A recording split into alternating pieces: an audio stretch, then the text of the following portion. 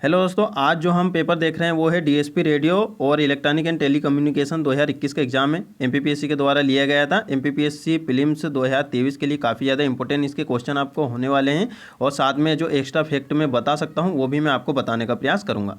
ठीक है, तो देखिए जो पहला क्वेश्चन है कि फिशिंग का प्रयास निम्नलिखित में से किसके द्वारा किया जाता है। तो इसका जो आंसर है दोस्तों ये है उपरोक्त सभी ईमेल, एसएमएस और फ़ोन कॉल। देखिए फिशिंग क्या होता है, फीस क्या होती है, फीस को हम क्या करते हैं, धोखे से पकड़ते हैं। तो धोखे से सूचना प्राप्त करना, तो ईमेल के द्वारा, एसएमएस के द्वारा, फ़ोन कॉल के द्वारा अगर धोखे से सूचना प्राप्त करोगे तो वो फिशिंग हो जाता है।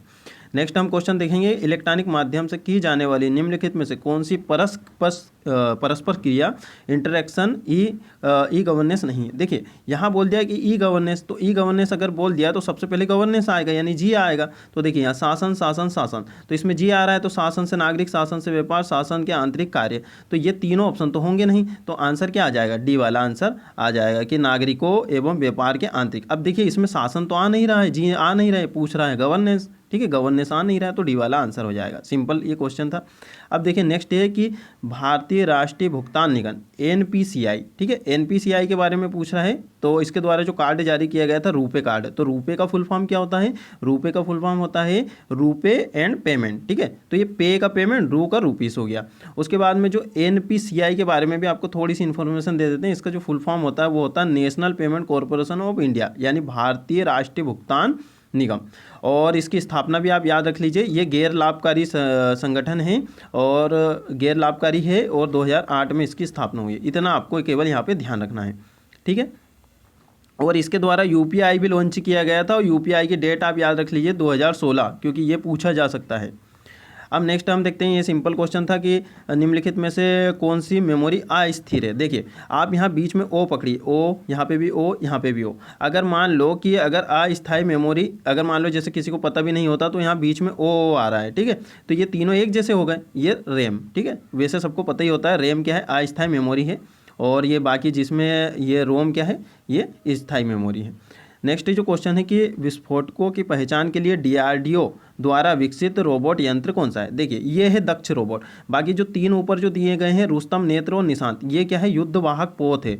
पोत नहीं, सॉरी दोस्तों, ये क्या है, ये आपके जो वाहन है, वाहन। ठीक है, हवाई वाहन, वायु वाहन, इस प्रकार से आप कर सकते हो, क्योंकि ये भी आपके लिए इंपॉर्टेंट है। रुस्तम क्या है, नेत्र क्या है, निशान क्या है, ये भी आपसे एग्जाम में पूछा जा सकता है, क्योंकि आपकी जो यूनिट नंबर 7 है उसमें दिया हुआ है। नेक्स्ट जो क्वेश्चन है कि ई कॉमर्स में किस डिजिटल भुगतान पद्धति का प्रयोग किया जाता है। तो इसमें सभी का किया जाता है। नॉर्मल पर्सन था, इंटरनेट बैंकिंग, बैंकिंग कार्ड और मोबाइल वॉलेट। ठीक है, उपयुक्त सभी। नेक्स्ट हम क्वेश्चन देखेंगे, यूपीआई का आपको बता दिया 2016 में लॉन्च किया गया है एनपीसीआई के द्वारा। तो इसका जो फुल फॉर्म क्या होता है, यूनिफाइड पेमेंट इंटरफेस। ठीक है, इंटरफेस है यहाँ पे, ये आपको याद रखना, इंटरचेंज नहीं है। ठीक है, इंटरफेस, यूनिफाइड पेमेंट इंटरफेस। अब देखिए नेक्स्ट जो क्वेश्चन है कि निम्नलिखित में से कौन सा सर्च इंजन नहीं है। अल्टा विस्टा भी है, देखिए सर्च इंजन नहीं है। याहू है सर्च इंजन, और लाइकास। देखिए लाइकास के बारे में भले ही नहीं पता हो, अल्टा विस्टा और याहू आपने पढ़ा है। अब देखिए यहाँ आप ये माइक्रोसॉफ्ट, देखिए माइक्रोसॉफ्ट नाम से एक भी सर्च इंजन नहीं है। माइक्रोसॉफ्ट नाम से क्या है, सॉफ्टवेयर है ना, तो इसलिए क्या है, माइक्रोसॉफ्ट नाम से एक भी सर्च इंजन नहीं है। तो आप डायरेक्ट आसानी से पकड़ सकते थे माइक्रोसॉफ्ट एज। नेक्स्ट जो क्वेश्चन है कि भारतीय मूल के सोशल नेटवर्किंग साइट का नाम क्या है। तो इसका नाम दोस्तों है कू, और ये भी याद रखिए आप 2020 में आया था, और राधा कृष्णन, ठीक है, एस राधा कृष्णन के द्वारा 2020, ठीक है, ये 20 लिखा है, 2020 में एस राधा कृष्णन के द्वारा। और अधिकतर देखिए, अधिकतर ऐसी सोशल नेटवर्किंग साइट वगैरह कुछ भी रहता है तो क्या है, ये कहाँ होती है, बेंगलोर में ही रहती है अधिकतर। ठीक है, ये आपको ध्यान रखना है, बेंगलोर में है।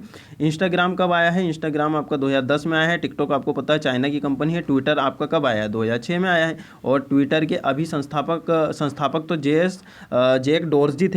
जैक डोर्जी थे, और अभी जो है, अभी कौन है, एलोन मस्क है। ठीक है, एलोन मस्क। ट्विटर के बारे में आपको सब कुछ पता कर लेना है।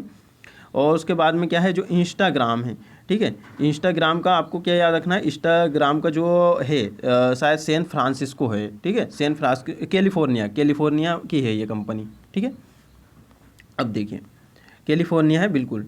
अब यहाँ पे हम नेक्स्ट जो क्वेश्चन देखते हैं, ये थोड़ा सा नॉर्मल क्वेश्चन था। इंदिरा सागर बांध मध्य प्रदेश की कौन सी नदी पर बना है, सबको पता है नर्मदा नदी पर बना है।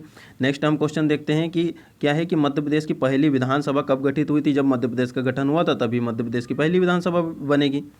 नेक्स्ट जो क्वेश्चन है कि मध्य प्रदेश वित्त निगम का मुख्यालय, देखिए वित्त निगम आपको पिछला जो पेपर कराया था उसमें भी था, 1955 में ये स्थापित हुआ है, ये भी आपको ध्यान रखना है, इंदौर में है।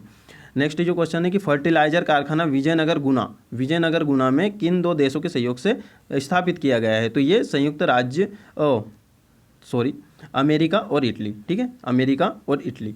तो दोस्तों अब आपको क्या करना है, जितने भी औद्योगिक कारखाने हैं मध्य प्रदेश के, वो किन देशों के सहयोग से स्थापित किए, जैसे भेल हो गया, ठीक है, तो इनको आपको ध्यान रखना है कि किन देशों के सहयोग से स्थापित किए गए।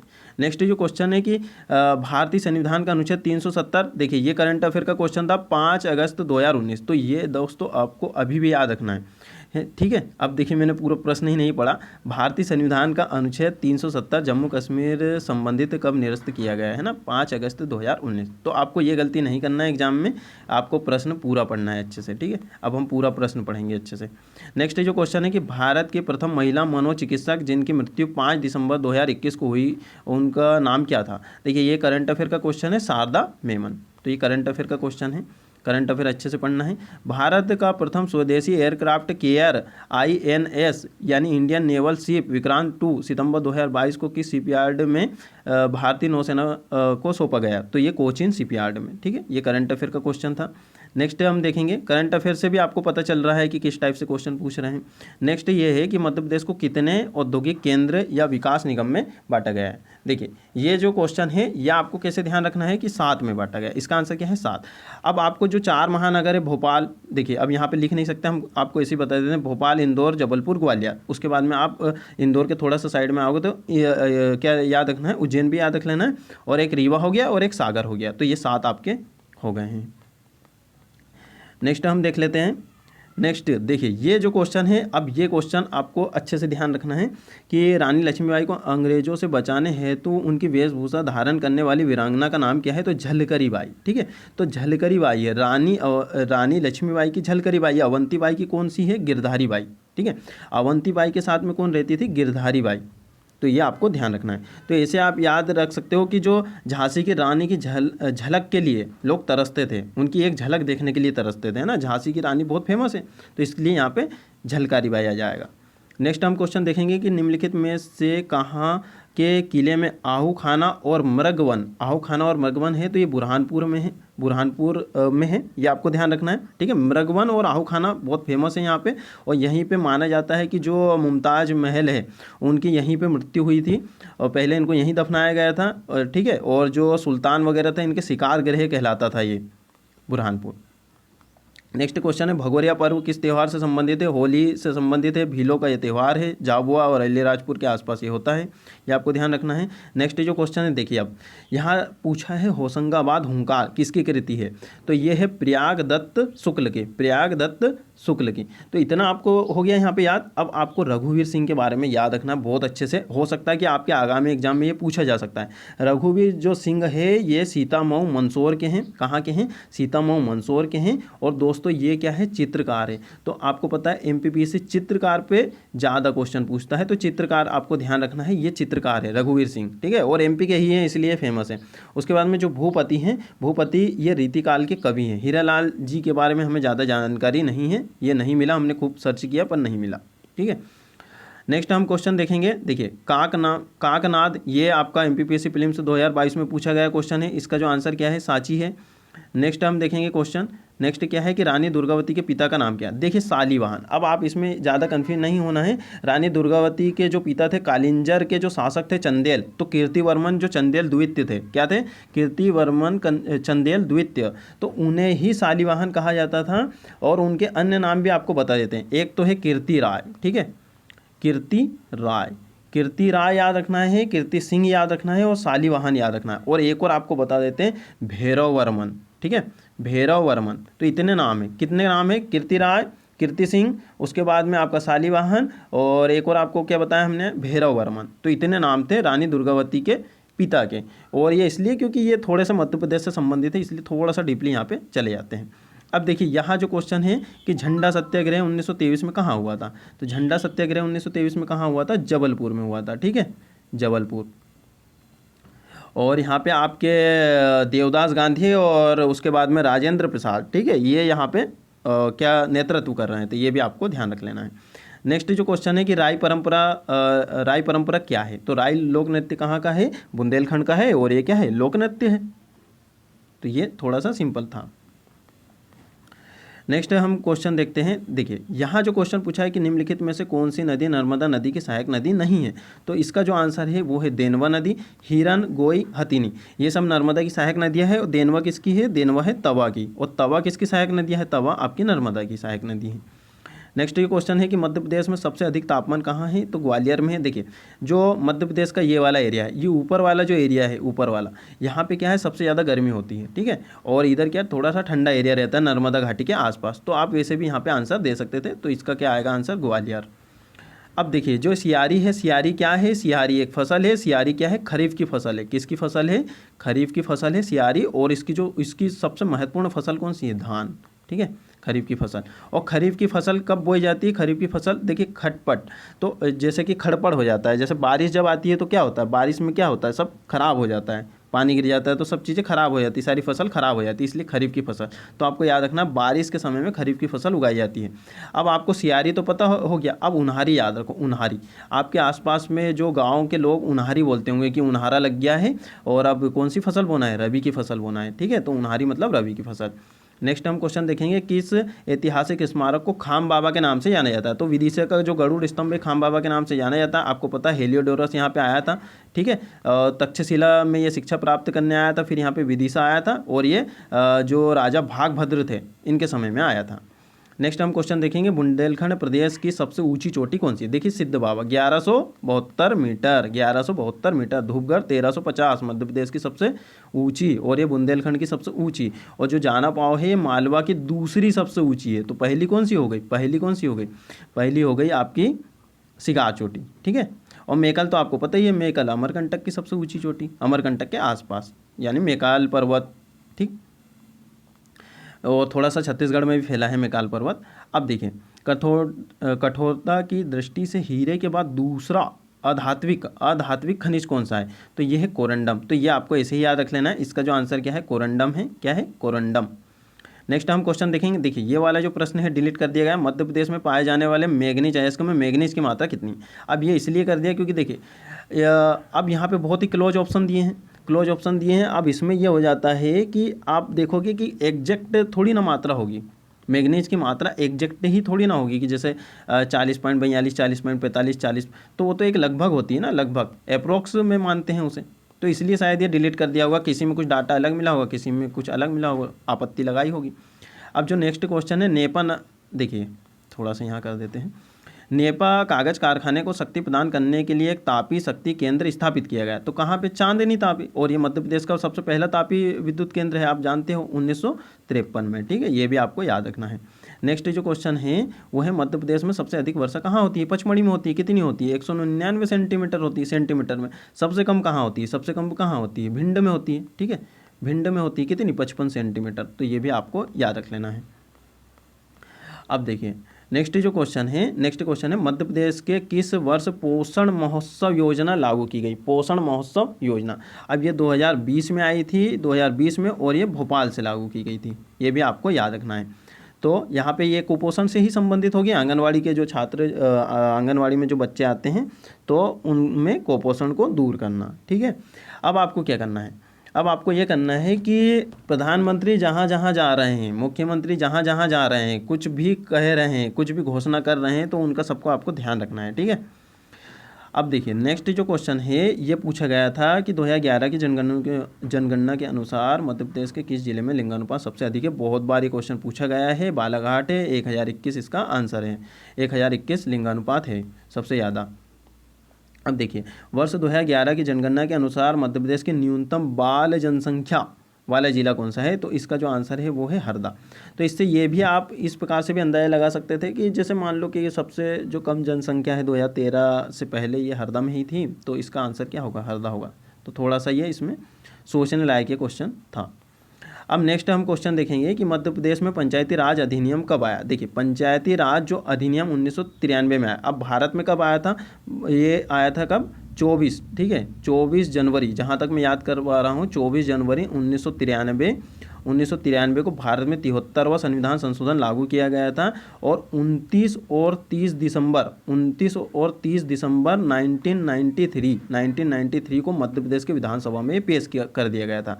अब लागू कब हुआ था? लागू हुआ था आपका 25 जनवरी 1994। अब देखिए प्रश्न यहाँ समझिए, प्रश्न क्या है? प्रश्न है कि अधिनियम कब आया? अधिनियम कब आया? तो ये 1993 में आया। अगर यहाँ अधिनियम कब आया की जगह अगर लागू बोल देते कि लागू कब हुआ तो इसका आंसर 1994 आ जाता। ये आपको इस प्रकार से क्वेश्चन पूछे जाते हैं, तो आपको थोड़ा सा ध्यान रखना है, अच्छे से पढ़ना है।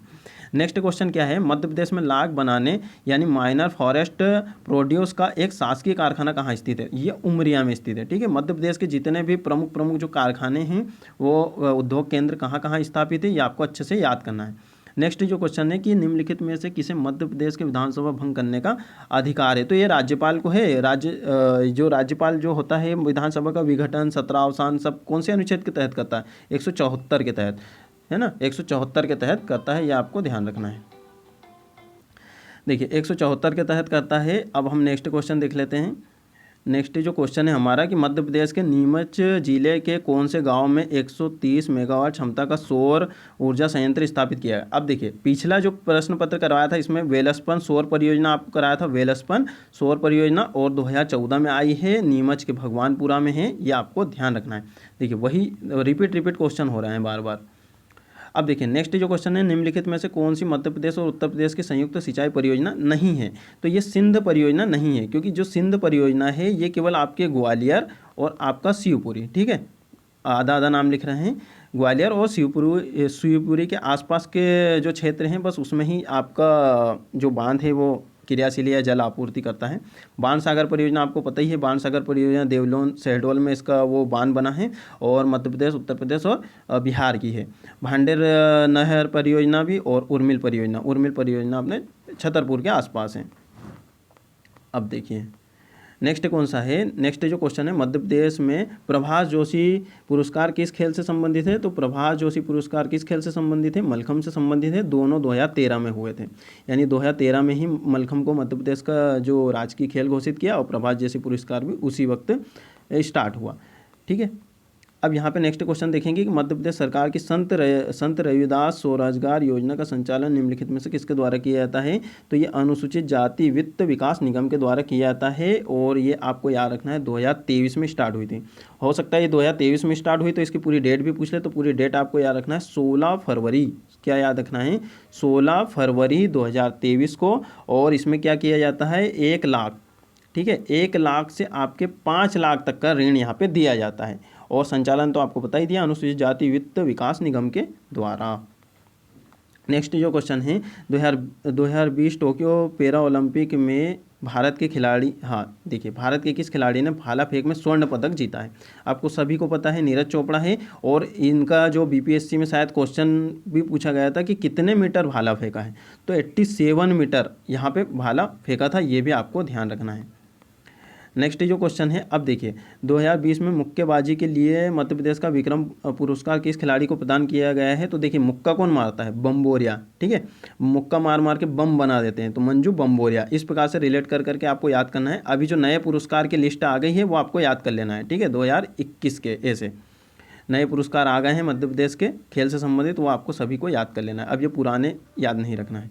अब देखिए 47 वाला जो क्वेश्चन है, प्रसिद्ध पत्रकार माधवराव सप्रे का जन्म मध्य प्रदेश के किस गांव में हुआ था? दमोह के पथरिया गांव में हुआ था। अब देखिए मध्य प्रदेश के जितने भी फेमस व्यक्ति हो, चाहे वो राजनीति से जुड़े हों, चाहे वो खेल से जुड़े हों, चाहे वो सामाजिक कार्यकर्ता हों, चाहे वो वैज्ञानिक हों, कुछ भी हों, मध्य प्रदेश का अगर कोई भी व्यक्ति है वो फेमस है तो उसका जन्म स्थान जरूर पूछा जाता है। जन्म स्थान आपको याद रखना है।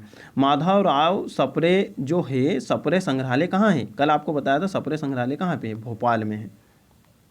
नेक्स्ट हम देखेंगे, नेक्स्ट क्या है, इनमें से कौन सा भारतीय वैज्ञानिक मध्य प्रदेश से संबंधित है? देखिए अनिल काकोडकर, ठीक है, अनिल काकोडकर ये भारतीय वैज्ञानिक है और ये कहाँ के हैं दोस्तों? बड़वानी के हैं, ठीक है, बड़वानी के। मैंने आपको क्या बताया है, जितने भी मध्य प्रदेश के जो फेमस व्यक्तित्व हैं उनके बारे में आपको सब कुछ पता होना चाहिए।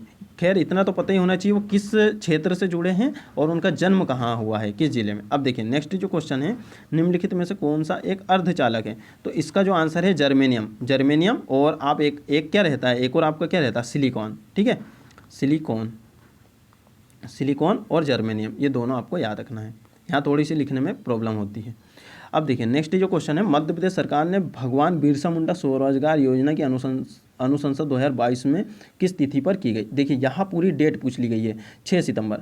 अब आपको बताएं, आप सोचोगे कि इतना पूरी डेट याद करेंगे तो फिर तो हम पागल हो जाएंगे। तो आपको क्या करना है, 2023 को अभी बीते हुए कितने हुए, ज़्यादा से ज़्यादा 8 महीने, ठीक है। 8 से अभी आपका एग्ज़ाम दोगे जब तक कितने महीने हो जाएंगे, पूरे 11 महीने, 11 महीने हो जाएंगे, क्योंकि दिसंबर में आपका एग्ज़ाम है। आपको क्या करना है, जितनी भी 2023 में योजना आई है उन सब के सन पूरी डेट याद करना है। 2023 में जितनी योजना आई पूरी डेट नहीं हो पाए तो अभी जो लेटेस्ट जो 2-4 महीने, जैसे 2-4 महीने सितंबर से अब से जो भी योजना अगर लागू होगी तो उनकी पूरी डेट याद करना है। और आपको दूसरा काम क्या करना, उनके विभाग, किस विभाग से संबंधित है या किस विभाग ने संचालित किया। तीसरा आपको क्या याद करना, उनके उद्देश्य। बस ये 3 चीज़ आप याद कर लो, आपका प्रीलिम्स मेंस सबका काम हो जाएगा।